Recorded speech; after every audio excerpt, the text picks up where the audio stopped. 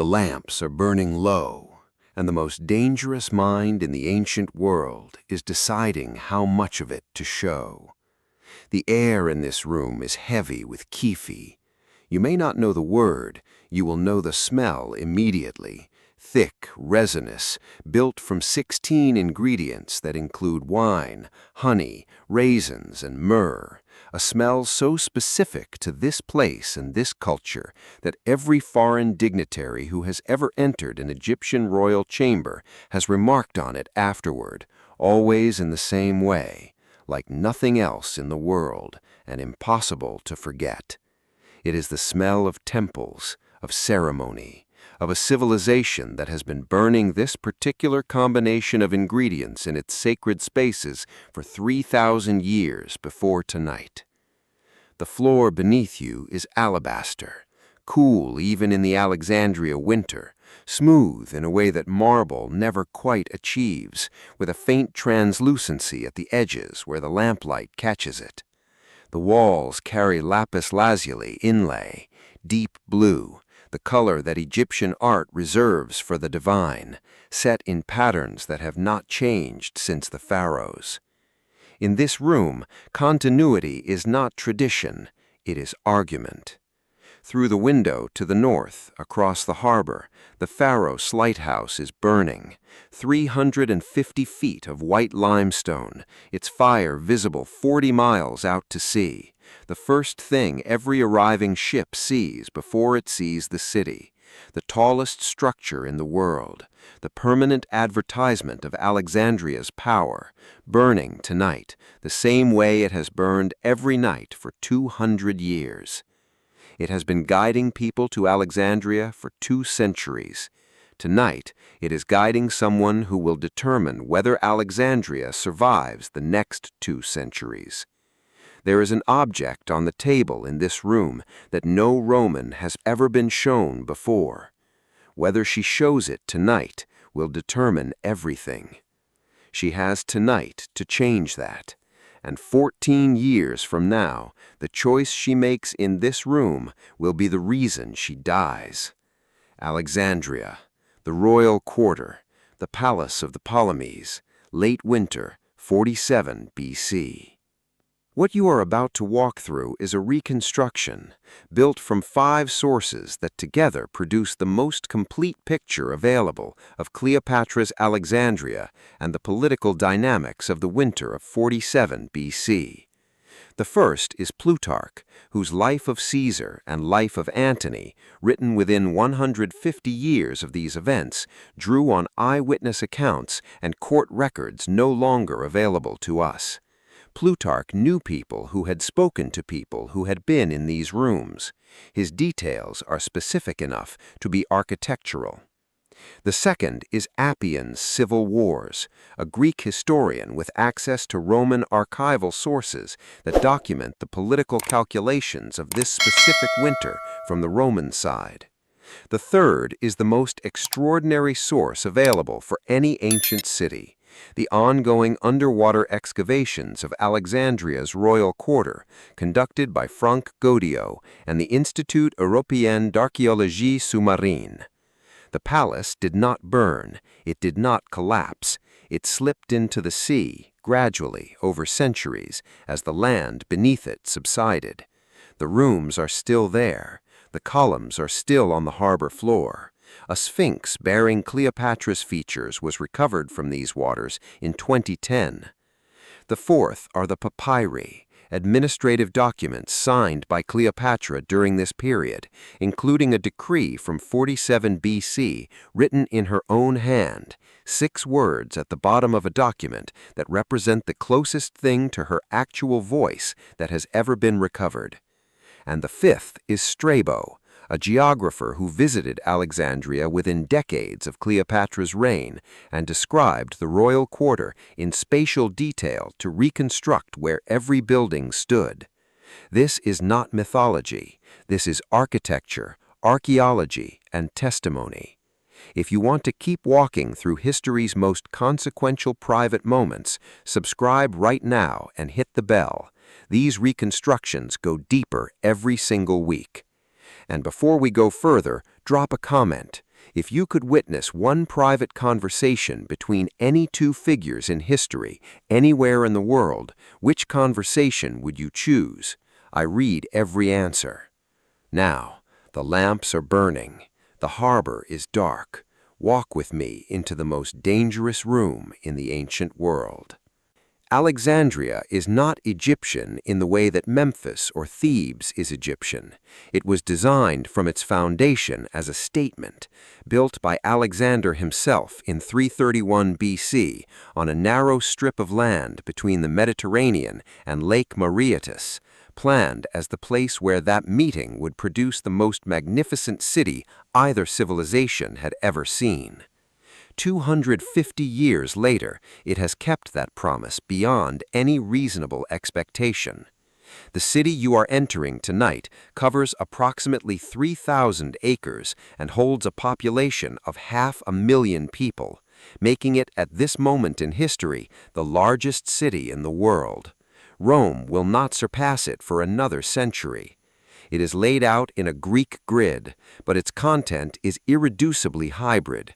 Greek temples beside Egyptian ones, Greek colonnades fronting buildings with Egyptian interior programs, a population of Greeks, Egyptians, Jews, Syrians, Nabateans, and a dozen other peoples living in distinct but interconnected quarters of a city that was designed to contain them all simultaneously. The smell of it reaches you before you see it clearly.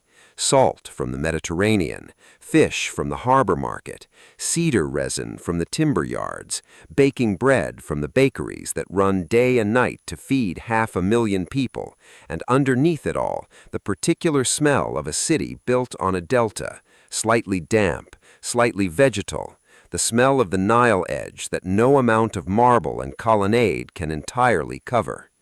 The royal quarter, the Bruchium, occupies the entire northeastern section of the city along the harbor. It is not a palace. This is the reframe that stops every visitor, every ambassador, every general who has approached it for the first time. It is a city within a city. A walled complex accounting for roughly 1/4 of Alexandria's total area, containing the main palace building, 3 subsidiary palaces, terraced gardens descending to a private harbor frontage with its own dock, a private zoo, the museum with its library and its community of scholars from every corner of the Greek-speaking world, temples, administrative buildings, and the Soma, the mausoleum containing the body of Alexander the Great himself, preserved in honey in a crystal sarcophagus, available for royal viewing.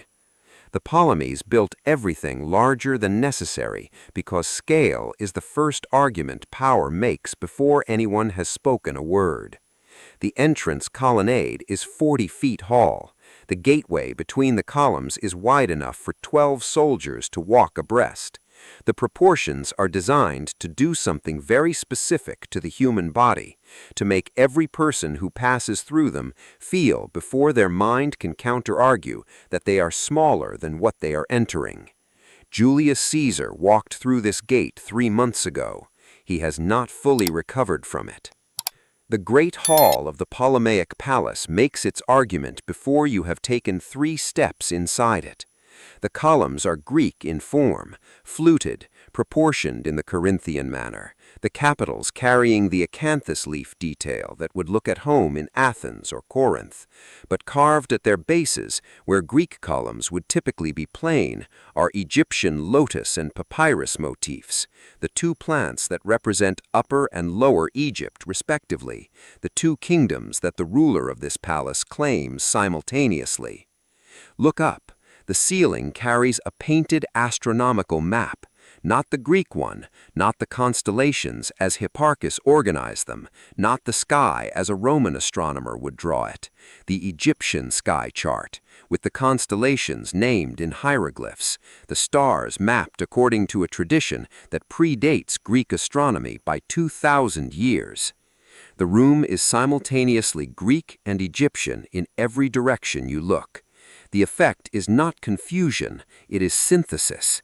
It is the most sophisticated piece of political interior design in the ancient world, and it was calculated to produce a specific response in every specific type of visitor who entered it.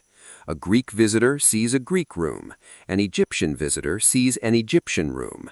Both of them are correct, and the woman who rules from this hall intended both of them to be correct simultaneously.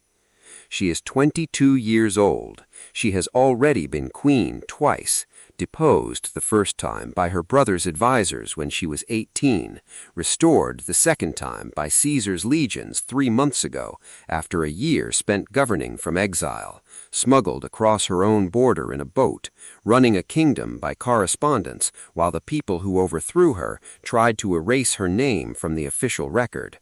22 years old, deposed and restored, 9 languages, the political education of someone who has been operating without a margin for error. She sets down her wine. She looks at him once, not to read his expression because she has already read it, but to confirm what she already knows. Then she reaches for the cloth at the corner of the table. What she uncovers is not a weapon, not a document, not a map or military plan or any of the administrative objects that have occupied the table between them for the last hour. It is a portrait, painted on a thin panel of Egyptian sycamore wood in encaustic wax, a technique that suspends pigment in heated beeswax and fuses it to the surface at a molecular level, producing color so vivid and so permanent that it does not fade, does not crack, does not dim with centuries the way fresco fades or tempera yellows. The portrait is approximately the size of a large book. It can be held in 2 hands. It has been held in 2 hands, many times. The wood at the edges is worn smooth, in the way that objects are worn smooth by repeated careful handling across generations. The face on it is young. A man in his mid-20s, slightly upturned nose, hair swept back from a high forehead in the leonine style that his military commanders adopted, and then the entire Greek world adopted after them. The eyes are not quite level. The left sits fractionally higher than the right, the kind of asymmetry that idealized portrait sculpture smooths away, but that a painter working from life studies preserves because it is true. It is a specific face, an individual face, not the divine image, not the Alexander of later mythology with the ram's horns of Ammon and the upward gaze of divine inspiration that appears on coins and temple reliefs across the Hellenistic world. This is the face of a particular human being who existed, who had asymmetrical eyes and a specific nose, who was 20-something years old when someone looked at him carefully and recorded what they saw. This portrait was commissioned within a generation of Alexander's death. The Ptolemaic dynasty was founded by Ptolemy I, one of Alexander's generals, a childhood friend, a man who claimed to be Alexander's half-brother through Philip of Macedon. Ptolemy I took Egypt as his portion of Alexander's empire when the empire was divided after Alexander's death in 323 BC. He brought Alexander's body to Alexandria. He placed it in the Soma, the royal mausoleum at the center of the city, in a crystal sarcophagus preserved in honey, available for state viewing. He commissioned this portrait in the first decade of the dynasty. The portrait has been in the Ptolemaic royal collection for 250 years. It is the physical link between this dynasty and the man who made it possible. It is the evidence, not the claim, not the mythology, but the actual painted evidence that the rulers of Egypt stood in personal proximity to Alexander the Great and have held that proximity in this form across 10 generations and 2.5 centuries. She holds it across the table toward Caesar. Caesar has built his entire political identity on divine descent. The Julian line claims ancestry from Venus through Aeneas, the Trojan hero who fled to Italy after the fall of Troy, and whose descendants, according to Roman mythology, founded Rome itself. Caesar has used this claim as political currency his entire career. It appears in his speeches, in the coins he mints, in the public religious ceremonies he performs as Pontificus Maximus, the chief priest of Rome. Divine ancestry is not an embarrassment or an exaggeration. It is a qualification. It is proof of fitness to rule. But divine ancestry is mythology. What she is holding across this table is something different.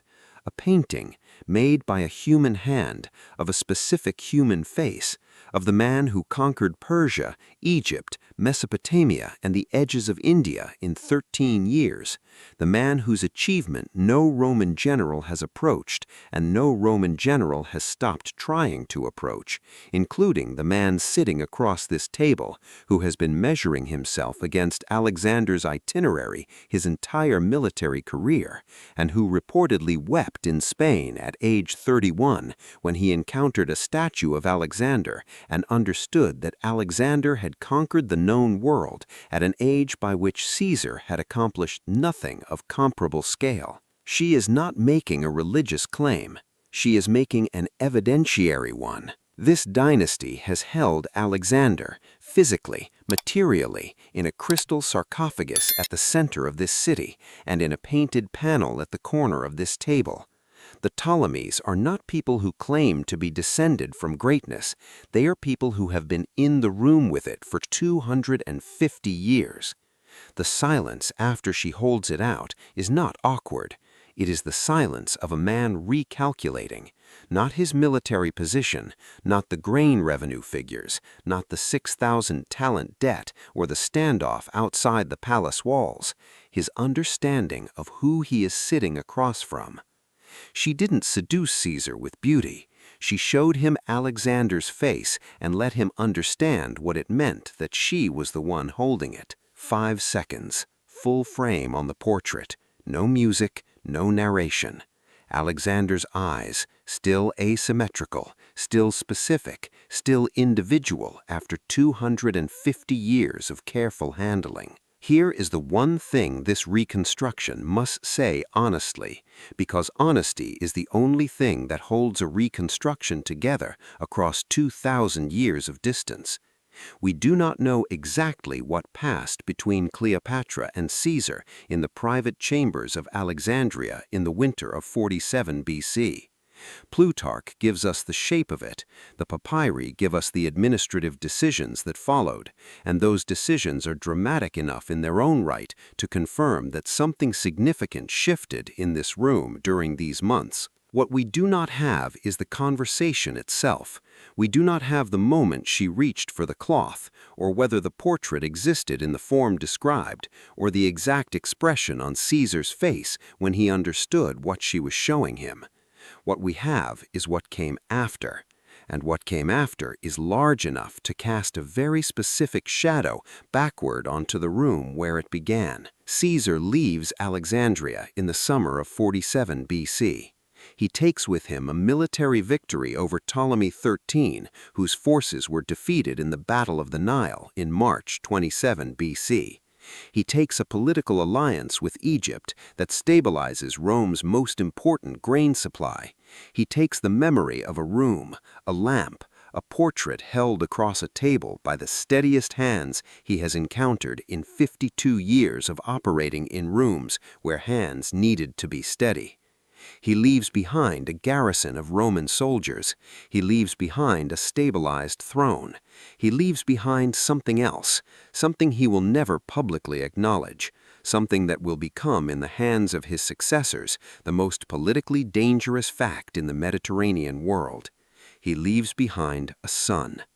Caesarion, Ptolemy Caesar, is born in June of 47 BC. Cleopatra names him publicly. She mints coins showing herself as Isis nursing the infant Horus, an image every Egyptian understands immediately, and every Roman is meant to understand as a statement rather than a religious scene. She is not hiding what this child represents. She is inscribing it into the visual language of her kingdom. Rome pretends not to hear. Caesar returns to Rome. He fights in Africa. He fights in Spain. He celebrates 4 triumphs in a single month: Gaul, Egypt, Pontus, Africa, and invites Cleopatra to Rome as a visiting foreign queen. She comes. She stays in Caesar's villa across the Tiber. Rome is uncomfortable in the way that cities are uncomfortable when the thing they have decided to ignore walks through the door and sits down. March 15th, 44 BC. 23 stab wounds on the floor of the theater of Pompeii. She hears it in Alexandria by messenger. The political calculation she makes in the hours after receiving the news is one of the fastest pivots in ancient political history, not because she is cold, but because she has never had the luxury of not calculating, and because the child asleep in the palace behind her is the reason the calculation cannot stop. Everything the Knight of 47 built, the alliance, the Roman military guarantee, the protection of a ruler who understood what she was worth, is gone in the time of a knife to find its mark 23 times. She pivots. Mark Antony, the next Roman strongman, the man who will control Rome's eastern interests for the next decade. Another dinner, another room, another conversation in which she arrives more prepared than the man across the table. It works. For a while, Octavian moves against Antony. The Battle of Actium, September 2nd, 31 BC. Antony's fleet breaks. His army surrenders. Antony dies in Alexandria, self-inflicted, in her arms, some sources say, though sources have their own political reasons for the images they choose. Cleopatra dies on August 12, 30 BC, 39 years old. The cause recorded is asp bite, suicide the consensus holds, chosen specifically to deny Octavian the spectacle of parading her chains in Rome at his triumph.